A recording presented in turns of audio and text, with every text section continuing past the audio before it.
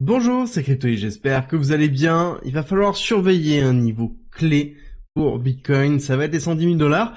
Je vais vous expliquer pourquoi. Oui, on a une accélération, c'est pas encore suffisant. Je vais vous expliquer clairement ce qu'il va falloir attendre au niveau du prix pour être sûr de repartir fortement sur BTC. Les altcoins certainement suivront Bitcoin et ensuite on verra vraiment si on a le transfert de liquidité. Surtout qu'il va falloir comprendre qu'on a une semaine qui est relativement complète en termes de nouvelles macroéconomiques.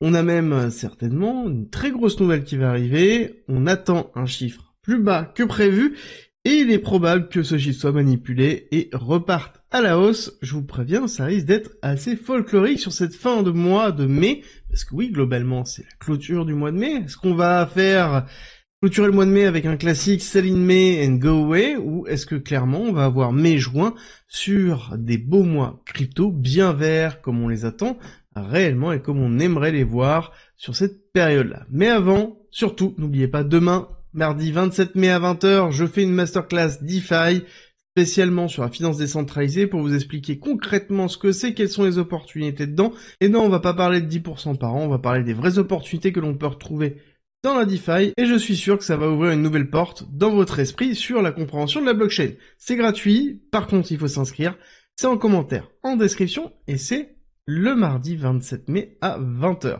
on attaque avec les nouvelles crypto et macroéconomiques, avec Coinbase qui se fait attaquer encore une fois. Je rappellerai que Coinbase s'est fait voler des données d'utilisateurs, 10% de sa base de données, c'est énorme. Donc faites bien attention à tout ce qui est arnaque, je vais vous l'expliquer tout à l'heure. Mais surtout, on voit qu'il y a encore et toujours des procès, car oui, ils l'ont annoncé quelques mois après la réalité. Bon, dans tous les cas, dans l'article, on nous vend comme quoi nous avons l'action Coinbase qui est en train de descendre et de s'écraser. Sauf que, bon, la réalité, c'est que oui, on a ravalé un peu la mèche, mais c'est quand même relativement flat. On va voir surtout à l'ouverture du Nasdaq. Mais l'un dans l'autre, on a fait quand même une énorme bougie la semaine du 12 mai. Donc bon, pour moi, on est quand même très très loin, mais on peut avoir peut-être des entrées dans les alentours des 220 dollars, 200 dollars, si jamais on avait vraiment une respiration de marché très forte. Mais vous allez le voir au niveau de BTC, on est quand même relativement loin. Gardez-le quand même en tête au niveau de cette crypto. En attendant, nous avons en effet des campagnes d'arnaque très importantes que vous allez voir, que ce soit par lettre, on a Ledger, je pense qu'on aura Coinbase, on a Binance. Pareil, certainement aussi tout ce qui est coup de téléphone, se faisant passer par le support de Ledger, le support de Binance ou de n'importe quel exchange. Faites très attention de ce côté-là. Il n'y a personne qui vous contactera parce qu'il y a une arnaque ou parce que vous devez renvoyer votre Ledger ou votre hardware wallet. Faites vraiment très attention.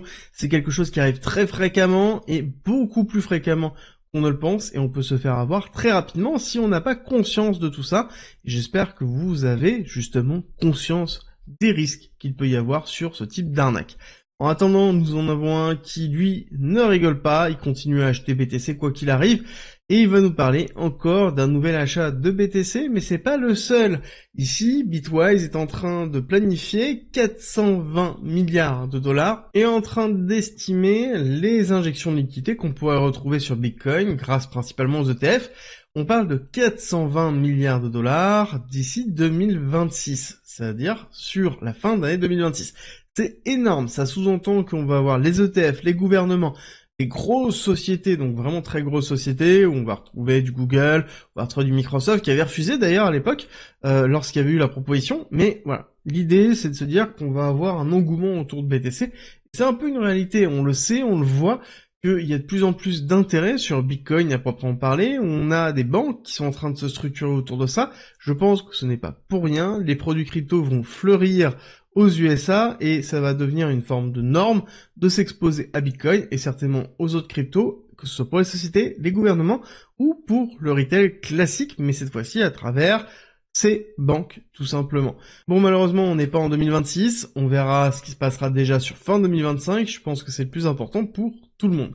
En attendant, nous avons toujours une guerre commerciale qui est bien présente, Donald Trump qui nous a fait du Donald Trump, qui nous parle d'un droit de douane de 50% pour l'Union Européenne applicable le 1er juin, sauf que entre temps il a eu un appel de Ursula von der Leyen, et donc ils ont négocié un report jusqu'au 9 juillet 2025. Alors oui, positif, hein, on le voit bien. Précotation sur le Nasdaq, on repart à la hausse. Après le petit dip qu'on a effectué ici, maintenant il va falloir voir si on est capable de tenir ou non ce qui est en train de se passer. Ça sous-entend qu'on a une réaction haussière, on est en train de ravaler la bougie d'hier, le marché américain n'est pas ouvert et vous allez voir qu'il y a quand même un sacré paquet de nouvelles qui vont arriver sur cette semaine. Donc globalement, est-ce qu'on est capable de pouvoir avoir une réaction haussière suffisamment forte pour break ici les 21 500 ou à contrario, est-ce qu'on va tout simplement aller consolider un tout petit peu plus haut dans les alentours des 21 300 pour faire une continuité avec une A, B, C plutôt classique et aller chercher un retest des 20 000 $ qui correspondrait ici dans cette zone-là. Hop, si on regarde notre Fibonacci plutôt classique, hein, qu'on va tirer sur une continuité de tendance sur ce niveau-là, on va voir qu'on tomberait pile poil dans les 382,05, donc les 20 000 jusqu'aux 19 500 qui serait une zone de continuité de tendance pour une accélération haussière, pour la continuité de l'impulsion qu'on a vue justement sur le plus bas d'avril jusqu'au top temporaire qu'on a fait le 19 mai 2025. Donc ça veut dire une continuité haussière. Bon, cette semaine, je vous l'ai dit, beaucoup de nouvelles. Alors, férié aux US aujourd'hui, donc certainement moins de volume, mais surtout pour moi, ça va être les minutes de la Fed. Ok, jeudi 29 mai, PIB trimestriel, on attend moins 0,3. Là-dessus, on a un Donald Trump qui nous a annoncé il y a de ça quelques jours, quelques semaines, en disant que non, vous inquiétez pas, les chiffres ils sont pas en négatif sur le PIB, je peux vous l'assurer, on verra bien quand ce sera consolidé. Bon, vous imaginez bien ce qui va se passer, il y a de grandes chances qu'on se retrouve avec des chiffres positifs pour pouvoir continuer à pousser au niveau du Nasdaq.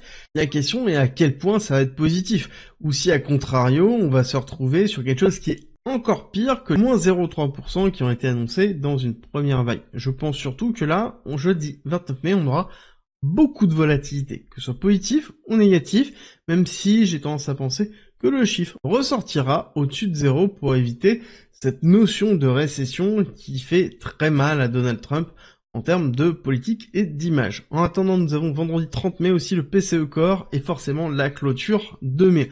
Clôture de mai, niveau très important dans lequel on va avoir certainement la clôture de beaucoup d'options, donc beaucoup de volatilité sur un fin de mois plutôt classique, mais sell in May and go away. C'est quelque chose qui revient régulièrement, on sait que ça n'a pas toujours été le cas, il faut le prendre en considération, donc un impact baissier sur le marché traditionnel, mais aussi sur, ici, le CME, Bitcoin à proprement parler. Pourquoi le CME? Parce que je rappelle que c'est le futur des institutionnels, et donc s'il y a besoin d'avoir des shorts de couverture, ça se fera sur le CME de cette façon-là. Bon, en attendant, on a un début de journée qui est plutôt positif, il suit le Nasdaq fortement, hein, donc on arrive à suivre, et on est en train de lutter sur les 110 000 $, niveau très important, hein, vraiment pareil. Ici, la clôture weekly qu'on a eue dimanche soir est plutôt positive, c'est pas la meilleure qu'on puisse avoir, mais ça reste positif, on redémarre tout de suite au-dessus de la bougie en accélération, donc semaine plutôt positive aussi sur BTC, et les 110 000 $, voici pourquoi c'est la zone la plus importante, parce qu'on est en train ici de structurer quelque chose de très intéressant, où on a une pattern. Si on arrive vraiment à break les 109 500, à casser les 110 000 et à se reposer dessus, on aura un signal très fort en fait pour une accélération pour aller chercher les targets entre 114 et 115 000. D'accord? Donc ça, c'est vraiment la meilleure pattern qu'on puisse retrouver sur les 110 000. Par contre, à contrario, si on va combler l'imbalance, c'est-à-dire ce déplacement que l'on voit ici, donc petit déplacement à 110 400, qu'on s'arrête ici, qu'on se fait rejeter, là par contre on aura un signal plutôt baissier avec une continuité baissière en dessous des 106 pour aller chercher la prochaine zone qui sera les 105, 104, voire un tout petit peu plus bas, les 103 400. D'accord? Donc là, on a vraiment la schématique qui est en train de se mettre en place, avec une journée du lundi qui va poser les bornes hautes et les bornes basses pour la semaine, qui va être très importante pour aller chercher justement des liquidités par la suite. Donc à surveiller, où on a une pattern vraiment très puissante de retournement. Si on casse les 110 et qu'on fait un rebond sur les 110 et qu'on valide bien les 110 comme étant un support, à ce moment on ira chercher directement et fortement les 114, 115 comme je vous l'ai expliqué, à savoir que la consolidation qu'on a faite ce week-end ici, c'est une forme de réaccumulation qui peut être très bien une redistribution, d'où la finalité elle va se faire ici, d'accord, sur ce que je vous ai expliqué. C'est sous-entend aussi qu'on va avoir une clôture au niveau des liquidités, et ça va être un point important. Parce que si on regarde, on voit surtout la mise en place d'un petit mur sur les 110, mais je pense que ça va être pas grand chose, mais ça va être surtout les grosses liquidités qui sont sur un nouvel ATH, et sinon c'est les 105 000, hein. On a parlé à plusieurs reprises, et la zone très intéressante sur les liquidités court terme baissières à surveiller qui pourraient donner justement les prochains mouvements au niveau de BTC.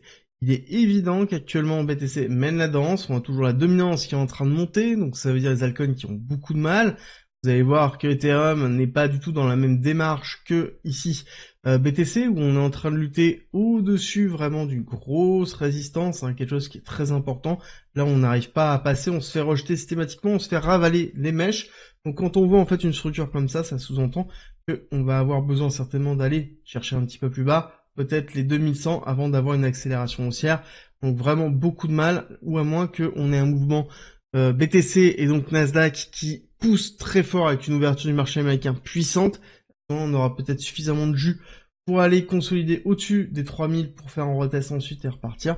Là, ce sera un scénario positif. Sur les altcoins, pareil, on voit qu'on est au niveau d'une grosse résistance, on se fait ravaler systématiquement la mèche ici, donc ça sous-entend que on est toujours en attente d'avoir beaucoup de liquidités pour pouvoir repartir fortement. Malheureusement, ce n'est pas le cas. Il faut le prendre en considération, surtout que l'un dans l'autre, on a assez peu de volume, assez peu de liquidations qui sont en cours, donc ça veut dire assez peu aussi de levier. Et si on n'a pas forcément de levier, ça veut dire qu'on va pas forcément aller chercher à la baisse ni à la hausse, parce que je rappelle que les leviers sont soit sur des positions short, donc c'est-à-dire en vente, soit sur des positions longues, donc c'est-à-dire à l'achat. Quand on a d'un sens ou dans l'autre, ce sont généralement des liquidités qui sont essentielles pour driver le prix. Là, actuellement, il n'y a pas forcément un gros intérêt, on voit bien que le volume n'est pas forcément bien présent, et ça c'est valable aussi si on regarde du volume sur BTC par exemple en weekly, on va le même mettre en daily histoire que ce soit un petit peu plus visible, mais globalement, hop, si on dézoome, on voit bien que le volume malheureusement n'est pas forcément en phase haussière et plutôt en phase baissière, donc ça sous-entend principalement qu'il va falloir surveiller vraiment l'accélération, ça veut dire qu'on n'a pas encore le peps suffisant pour pouvoir vraiment aller dans une phase d'hyper-accélération sur les alts, et c'est le cas aussi sur BTC. Donc, il faut peut-être avoir une phase de correction court terme, avec une phase de respiration, avoir un momentum fort qui pousse vraiment puissamment, pour ensuite avoir un retour de volume suffisant pour pouvoir repartir en accélération, avec un momentum qui reparte à la hausse, avec vraiment un break des 110. Comme je vous l'ai dit tout à l'heure, 110 niveau très clair, hein. Si on clôture en daily au-dessus des 110, on aura certainement un momentum puissant en daily qui se restructurera, et à ce moment-là, on repartira sur une phase d'accélération jusqu'au 115, encore une fois, la target que l'on a pour moyen terme sur BTC dans une phase d'accélération en fonction du scénario que le prix choisira. J'espère que cette vidéo vous a plu, j'espère qu'elle vous a aidé. Si c'est le cas, n'oubliez pas, likez, partagez et surtout abonnez-vous. On se retrouve très vite pour une nouvelle vidéo.